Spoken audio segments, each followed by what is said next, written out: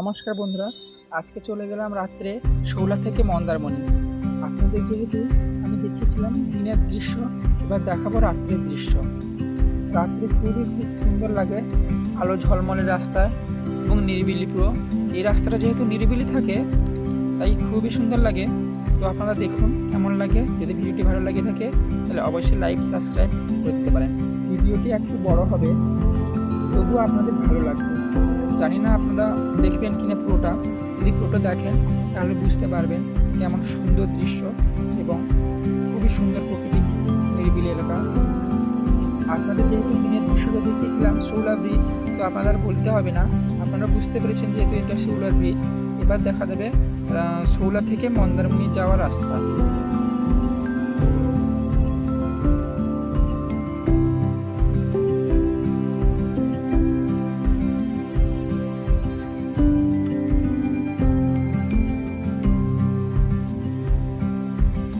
বৃষ্টি এখানে শেষ হলো এবং মন্দারমণি রাস্তায় প্রবেশ করলাম।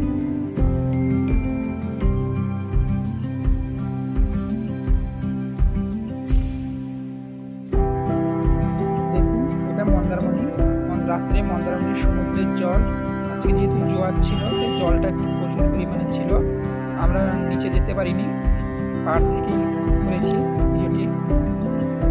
আরও একটা জিনিস বলতে ভুলে গেলাম, যেহেতু ভিডিওটি অনেক বড় হয়ে গেছিল তাই আরও কিছু দৃশ্য দেখাতে পারিনি আপনাদের।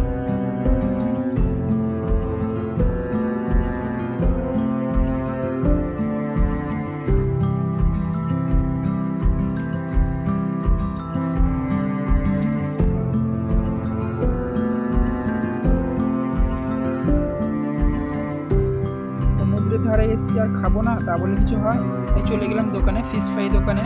ফিশ ফ্রাই কেনা হয়ে গেল, আপনাদের দেখাতে পারিনি। তারপর চলে গেলাম ফুচকা দোকানে।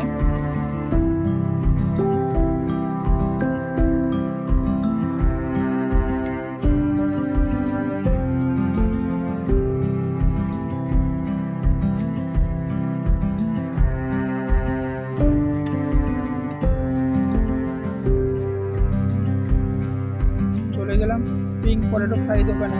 ওটি ছিল সমুদ্রের ধারে, একটু খেতে খেতে খুবই সুন্দর লাগছিল সমুদ্রের হাওয়া খেতে খেতে।